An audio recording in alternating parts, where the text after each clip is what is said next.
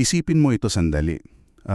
Paano kung yung pinaka-aktibo, yung alam mo yun, pinaka-maingay na charity group o simbahan sa barangay ninyo, sila pa yung mismong dahilan kung bakit hindi nakakatanggap ng tunay na tulong yung komunidad? Oo, medyo counterintuitive siya pag unang narinig, di ba? Sobra. Kasi paano kung sa sobrang daming project, sa dami ng events, mas lalo lang sila napapalayo sa mga taong gusto nilang iligtas o paglingkuran? Yan ang madalas na hindi nakikita ng marami. Kaya, welcome sa isa na namang malalimang paghimay natin at kung ikaw na nakikinig ngayon ay yung tipong laging pagod sa pag-oorganisa ng mga event dyan sa opisina, sa barangay o sa inyong samahan. Tapos pakiramdam mo walang pumapansin o walang nagbabago. Exactly. Kung ganyan ang feeling mo, para sa iyo ang usapang ito. Ngayon, hihimayin natin ang isang napakagandang dokumento na tinatawag na The Invisible Community. Napakaganda niyan. Mismo sa likod nito. Kasi hindi ito usapan ng kawalan ng pagmamahal o sinseridad eh. Okay, let's unpack this. Kasi minsan inaakala natin na basta mabuti ang intensyon natin, okay na, di ba? Tama. Pero ipinapakita ng dokumentong ito na ang unang pagkakamali pala natin ay hindi yung pagiging sakim o malupit, kundi yung pagiging bulag. Tinatawag nga nila itong crisis of misseeing. Oo, yung maling paningin. Paano ba nangyayari yon? Kasi wala naman sigurong organisasyon na nagigising sa umaga tapos sasabihing gusto kong maging out of touch at irrelevant ngayon. Wala talaga. I mean, walang gustong maging irrelevant. At dyan pumapasok yung psikolohiya ng sitwasyon. Ang pagkabulag ng isang grupo ay hindi sinasadya. Madalas, nag-uugat ito sa sobrang pagiging pamilyar. Pamilyar? Paanong familiar? Tinatawag ito sa teksto na ministry by myth. Kumbaga, kapag matagal na ang isang organisasyon sa isang lugar, unti-unting pumapasok yung kayabangan na kabisado na nila ang bawat sulok. Yung tipong, alam ko na yan, kilala ko ang mga pamilya dyan, ganyan ang ugali nila noong 1998, kaya sigurado ganyan pa rin sila ngayon. Exactly.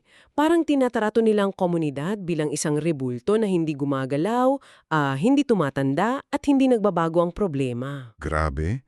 Nakaka-guilty minsan isipin yun.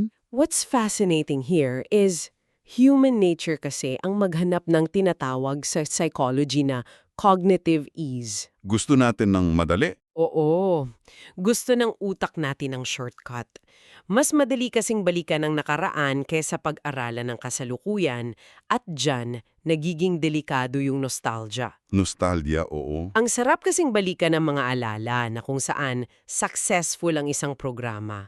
Yung tipong puno ang venue, lahat ng tao pumapalakpak sa'yo. Laging yun ang ginagawang batayan ng success. Pero kapag ginawa mong basehan ng kasalukuyang desisyon ang nakaraan, nagkakaroon ng matinding disconnect.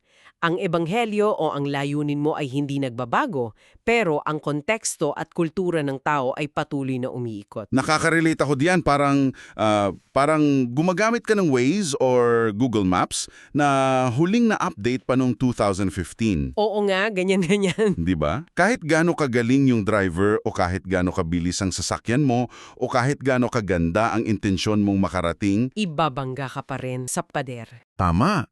Kasi nga, yung dating highway, dead end na pala ngayon. Yung dating two-way street, one-way na. Kung lumang mapa ang gamit mo, mauubos lang ang gasolina mo at mapufrustrate ka lang. At yung frustration na yon ang dahilan ng matinding burnout sa mga volunteers ngayon. Ay, totoo yan. Maraming pagod na volunteer. Sa source material natin, may ipinakitang dalawang magkaibang approach ng dalawang simbahan na nasa magkatulad na nagbabagong community. Okay, sige. Ano yung una? Ang unang simbahan, tinignan lang nila yung census. Nakita nilang dumami ang mga kabataan at pamilya sa lugar. Oh, magandang balita yon. Daming tao. Oo, pero anong ginawa nila? Dahil sanay sila sa lumang mapa, nag-set up agad sila ng malalaking weekend programs. Nagpa-concert sila, namigay ng libu-libong flyers. Hulaan ko, walang pumunta. Halos wala. At yung mga volunteers nila na burn out at naggalit sa community. Nagalit pa sila. Komunidad na iyon ay may 2 hanggang 3 trabaho para makasurvive. Aray, kaya pala hindi maka-attend. Tapos, yung mga teenagers na target nila, naiiwan sa bahay tuwing weekend para mag-alaga ng mga kapatid na tano. Walang oras ang mga batang iyon para umattend ng isa na namang nakakapagod na event. Ang lungkot nun. Tiningnan nila yung demographics pero naging bulag sila sa realidad ng buhay ng tao. Tama. Kaya pala, imbes na makatulong, parang nagdagdag pa sila ng pressure. Nakaka-guilty yon. Paano naman yung pangalawang simbahan? Ano ang ginawa nilang tama? Ang pangalawang grupo, hindi sila naglabas ng pondo para sa isang grandiosong programa. So, walang malalaking event? Wala, nakipag-usap sila sa mga public school teachers. Nalaman nila na maraming bata ang pumapasok sa eskwela na nahihilo dahil walang almusal. Wow! Kaya imbes na gumawa ng sarili nilang malaking church event, nag-volunteer na lang sila sa existing feeding program ng paaralan. Tahimik lang sila doon, naghihiwa ng gulay, naguhugas ng plato. Hindi sila bumida. Hindi. Inabot sila ng mahigit 1 taon bago nakabuo ng tiwala sa mga magulang at guro. Pero nang mangyari iyon, mas naging malalim at totoo ang ugnayan nila.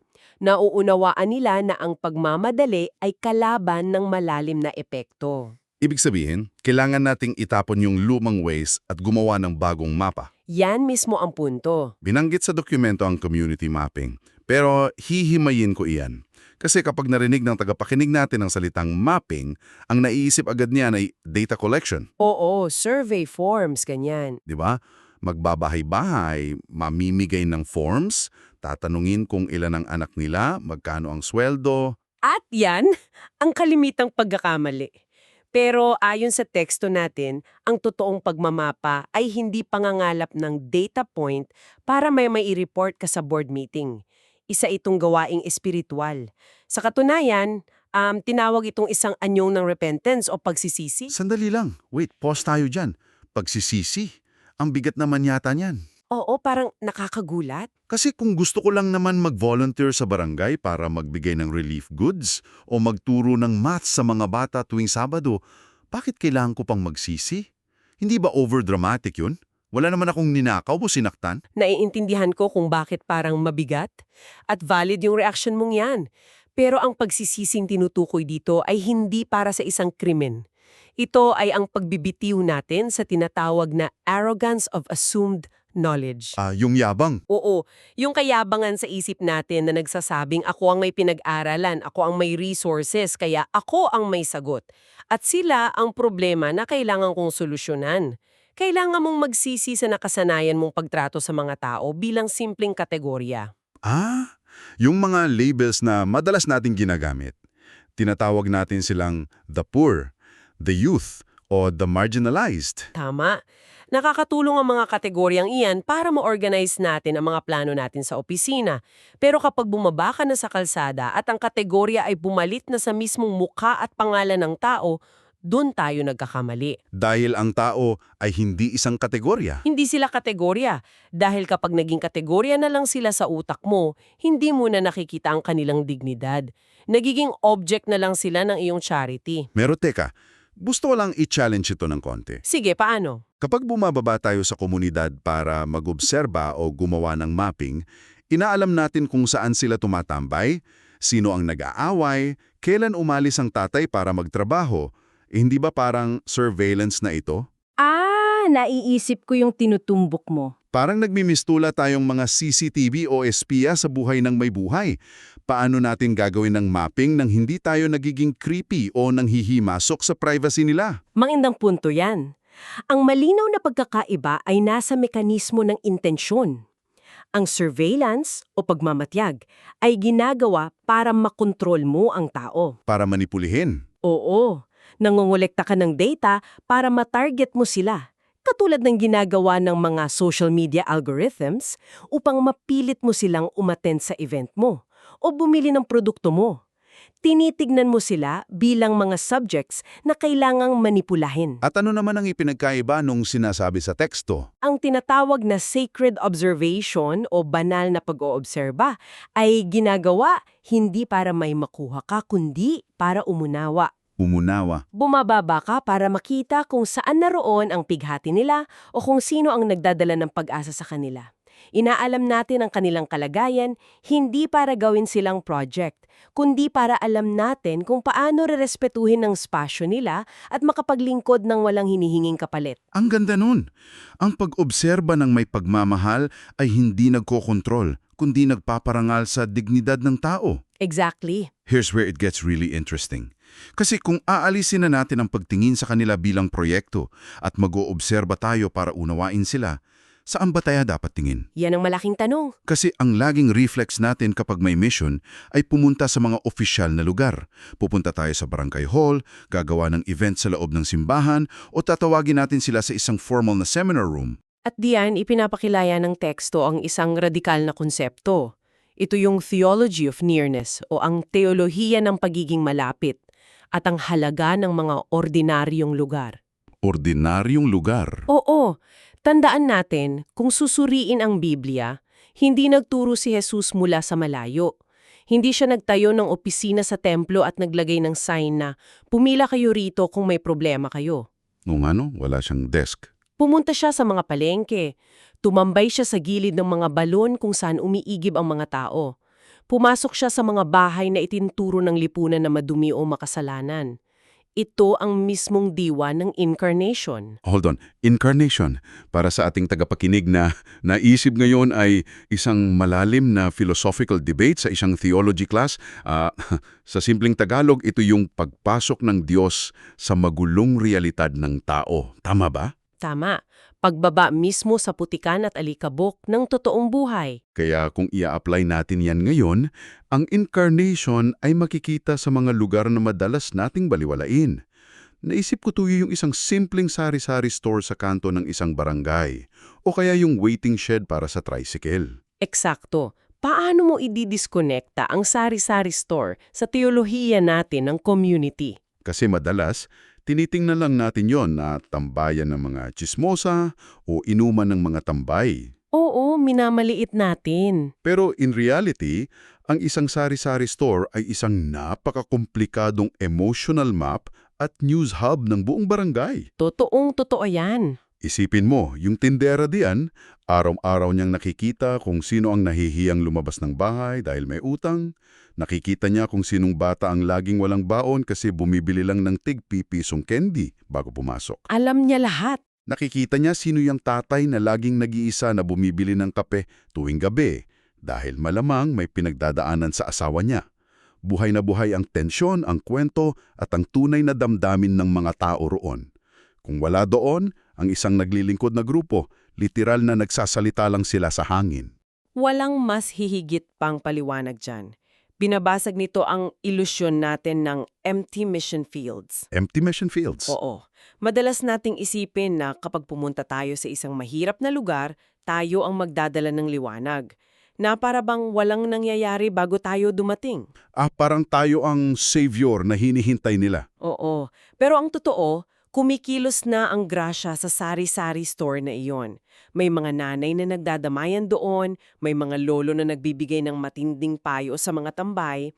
Ang trabaho natin ay hindi ang mag-imbento ng bagong kultura o solusyon, Kundi, kundi ang obserbahan kung saan na umiiral ng mabuti, makinig doon at makiisa rito. teka, kapag tumambay na tayo sa sari-sari store o nakinig sa tricycle terminal, may mapapansin tayong isang pattern na sumasalungat sa lahat ng tinuturo sa atin sa mga modern marketing o leadership seminars. Ano yon? Doon kasi, tinuturuan tayong mag-focus sa individual.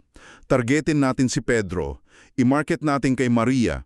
Pero sa komunidad, mapapansin mo na hindi sila gumagalaw ng mag-isa. Sila ay laging bahagi ng isang malaking sapot ng ugnayan. Ito ang isa sa pinakamahalagang paglipat ng pananaw mula sa teksto natin. Ang paglipat mula sa pag-focus sa individual patungo sa pag-focus sa household o sambahayan. At ito ang bumubuo sa tinatawag nating relational ecology. Relational ecology. Parang terms na naman galing sa college biology class natin. Oo, medyo technical pakinggan. Sa simpleng Tagalog, ibig mo bang sabihin ay katulad ito ng ecosystem sa isang gubat o sapa, kung saan ang mga palaka, insekto at alaman ay magkakadugtong at hindi pwedeng galawin ng isa nang hindi naapektuhan ng iba. If we connect this to the bigger picture, iyon mismo ang ibig sabihin. Ang buhay ng bawat tao ay nakatali sa buhay ng mga taong nakapaligid sa kanya. Makita natin yan sa kwento sa Biblia, tulad ni Rahab sa Jericho o kay Zacchaeus. Hindi lang sila ang naligtas, kundi ang buong sambahayan nila. Kasama ang pamilya. Oo, kung ia-apply natin ito ngayon, kung gusto mong maimpluwensyahan ang isang teenager na wag maligaw ng landas, hindi sapat na bigyan mo lang siya ng flyer para sa youth camp mo. Kailangan mong alamin ang ecosystem niya. Kailangan, sino ba ang tinatawag na gatekeeper sa buhay niya? Baka hindi ang magulang niya ang nagdedesisyon, baka ang lola niya na nag-aalaga sa kanya araw-araw habang nasa abroad ang nanay, yun ang may huling say. Kung hindi ka magkakaroon ng relasyon at paggalang sa lola, hinding-hindi mo maaabot ang teenager na iyon. Ganda ng point na yun. Pero paano kung ang mismong household o ang pamilyang iyon ay magulo? Paanong magulo? Paano kung puno ng tensyon? Halimbawa, may tatay na ayaw magpapasok ng mga tagalabas dahil sa pride o may matinding away sa loob ng pamilya na hindi nila inaamin. Paano papasok ang isang volunteer group sa ganong klaseng sistema nang hindi mukhang nanghihimasok o namimilit? Napakahirap na sitwasyon yan. At dyan nagkakamali ang maraming nagsisimula dahil gusto nilang pumasok bilang taga-ayos. Gusto agad solusyonin yung away. Oo, pero ang sagot na ibinibigay ng ating teksto ay nakabatay pa rin sa matiyagang presensya. Ibig sabihin, hindi ka papasok para pilitin silang makinig sa isang seminar, hindi ka magbibigay ng unsolicited advice. Bawal mema. Bawal. Papasok ka dala ang paggalang sa umiiral nilang dynamics, gaano man ito kagulo. Minsan, ang unang hakbang ay ang simpleng pag-upo kasama nila sa labas ng bahay, pakikinig sa mga kwento nila nang hindi nanghuhusga, at pagpapakita na ang pagmamahal mo ay hindi nakadepende sa pag-attend nila sa mga event mo. Grabe. The power of presence. Ang pagrespeto na iyon ang dahan-dahang bubuo ng tiwala. At ang tiwala ang kaysa isang susi na magbubukas ng pinto ng tahanan para sa iyo. Okay, kaya eto na tayo sa pinakamahirap na parte. Nagmapa na tayo, natutunan na nating tumambay sa sari-sari store at makinig, nakilalo na natin yung lola na gatekeeper, narinig na natin yung kwento ng tatay na pagod. Marami na tayong na-absorb. Bigla tayong nakakolekta na sobrang daming impormasyon at kwento. At kung ikaw ay isang problem solver o isang go-getter na nakikinig sa atin ngayon, alam ko ang nararamdaman mo. Kumakati na ang kamay mong gumawa ng action plan. Parang ayon, alam ko na ang problema nila. Tara, mag-meeting tayo at gumawa ng proyekto. Bukas din. This raises an important question. Dahil ang instinct na iyan, ang pagnanasang gumawa agad ng solusyon dahil alam na natin ang problema, ang eksaktong tinatawag sa teksto na panganib ng frenetic expansion o ang pagmamadaling sakupin at ayusin ang lahat. Frenetic expansion, pagmamadali. Oo, dito natin kailangang makita ang matinding pagkakaiba ng data o impormasyon at discernment o karunungan at pagkilates. Ipahimanag natin ang pagkakaibang yan. Kasi madalas nating isipin na once may data ka na, automatic alam mo na kung anong solusyon. Parang blood test, di ba? Oo, magandang halimbawa yan. Nakita mo sa papel na mataas ang asukal mo sa dugo, so alam mo nang may diabetes ka. Data iyon. Totoo, sinasabi ng blood test o ng data kung nasaan at ano ang problema. Ngunit hindi sinasabi ng piraso ng papel na yon kung paano ka tutugon ng tama sa buhay mo araw-araw. Hindi sinasabi kung paano mag-adjust ng diet o pamumuhay ng tama. Exactly! Ang hindi pag-unawa sa proseso ng discernment o pagkilates ang madalas nagiging dahilan kung bakit nagkakaroon ng savior complex ang mga naglilingkod. Iniisip ng isang grupo na, aba, nalaman namin na kulang sa patubig ang kabilang kalye, kailangan nating magpatayo ng poso bukas. Teka, babalik ako sa pagiging devil's advocate natin dito. Bakit masama iyon? Kung may problema sa patubig at may pera naman kayo, hindi ba dapat nilang solusyonan agad? Parang tama, di ba? Hindi ba iyon ang ibig sabihin ng pagtulong? Action agad. Ang problema ay ito. Hindi lahat ng pangangailangan nakikita mo ay ang iyong assignment. Wow! Wait, hindi lahat ng need call? mo. Uulitin ko yon dahil ito ang pinakamahirap lunukin sa lahat. Hindi lahat ng problema ay bokasyon mong solusyonan. Sapul. Kapag pinilit mong maging savior at itinayo mo agad ang poso na yon, hindi mo napapansin na sinasagasaan mo na pala yung isang lokal na nanay sa barangay na 5 taon nang sinusubukang mag-organisa ng maliit na kooperatiba para sa tubig. Ay, oo nga. May existing efforts na pala. Mas madalas kaysa sa hindi, ang pinakatapat na aksyon ay hindi ang maglunsad ng bagong programa ng iyong organisasyon, kundi ang tumahimik, sumuporta sa mga lokal na leader na nandun na o maghintay para sa tamang timing. Ang hirap isipin yan, lalo na sa kultura natin na laging nagmamadali. Resulta agad ang gusto. Paano ba gawin sa totoong buhay ang maghintay at magkilates? Requires discipline talaga. Paano mo sasabihin sa mga volunteers mo na, guys, nakita natin ang matinding problema nila, pero ang plano natin ngayon ay maupo at maghintay? Hindi ba magagalit ang mga nagbigay ng donasyon sa'yo kasi parang wala kayong ginagawa? Tiningnan natin ang sinasabi ng Biblia, lalo na ang modelo ni Nehemias. Nang mabalitaan niyang wasak ang mga pader ng Jerusalem at naghihirap ang mga tao, bilang isang mataas na opisyal at leader, pwede sana siyang kumuha agad ng mga karpintero at magtayo ng bato kinabukasan. May pondo siya, may power siya, may authority. Pero anong ginawa niya? Ayon sa teksto, pagkarinig niya ng balita, umiyak siya, nag-ayuno, at nanalangin ng ilang buwan bago siya gumawa ng anumang aksyon. Ilang buwan siyang naghintay. Pinag-aralan niya muna ang mga guho sa gabi, ng tahimik. Nakita niya ang problema pero nilitis niya ang kanyang puso at hinanap ang tamang panahon. Discernment. Ang proseso ng discernment ay nagsisimula sa pagpapabagal ng ating mga reaksyon. Humingi tayo ng karunungan para makita hindi lang ang problema, kundi kung ano talaga ang nararapat at kung kailan ito dapat gawin. Ang pagmamadali ay kalaban ng malalim na pangunawa. So what does this all mean? Balikan natin ang mahabang paglalakbay na ginawa natin ngayon. Kung ikaw na nakikinig ay laging feeling pagod sa kakatulong sa iba pero parang walang nangyayari, baka oras na para magpalit ng lens na ginagamit mo. Panahon na para i-update yung mapa. Nagsimula tayo sa pag-amin na kailangan nating bitawan ang ating mga nostalgia at ang kayabangan ng assumed knowledge, na para bang kabisado na natin ang lahat at pinipilit nating gamitin ang lumang mapa sa bagong kalsada. At natutunan nating ibaba ang ating mga salili mula sa matataas na gusali at seminar rooms. Pumasok tayo sa mga ordinaryong lugar tulad ng sari-sari store para tunay na makinig. At hindi natin tinitingnan ng tao bilang isang simpleng kategorya o kaya hiwalay na individual na proyektong kailangang ayusin. Kundi bilang isang buhay na bahagi ng isang komplikado ngunit magandang sambahayan. At higit sa lahat, nakita natin na ang pinakamataas na uri ng pagtulong ay minsan ang hindi paggawa ng mabilis na aksyon. Maghintay at magkilatis. Ang malalim na pagkilatis at paghihintay. Ang paglipat na ito ay mula sa pagiging isang organisasyong nagmamadali, patungo sa pagiging isang presensyang nagmamahal ng tapat. Dahil ang mga tao ay hindi sirang makina na kailangang kumpunihin o tapalan agad kapag may tumutulong tubo. Kaya gusto kong itong iwan sa inyo at maging ako ay pagninilayan ko ito pag-uwi. Sige, ano yon? Paano kung ang pinakamakapangyarihang hakbang na maaari mong gawin bukas para makatulong sa iyong komunidad ay hindi ang mag-isip ng malaking solusyon? Hindi bagong programa. Hindi ang mag-organisa ng panibagong grand event at hindi ang magsalita ng malakas sa harap ng maraming tao para ipagtanggol ang advokasya mo.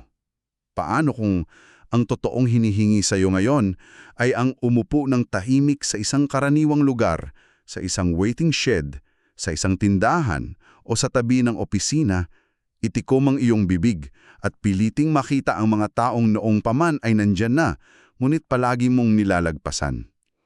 Dahil kapag natutunan na natin silang makita bilang sila, dun pa lang talaga nagsisimula ang tunay na paningin. Hanggang sa muli nating malalim ang paghimay, patuloy na magtanong, patuloy na makinig at higit sa lahat, huwag kalimutang imulat ng mabuti ang inyong mga mata.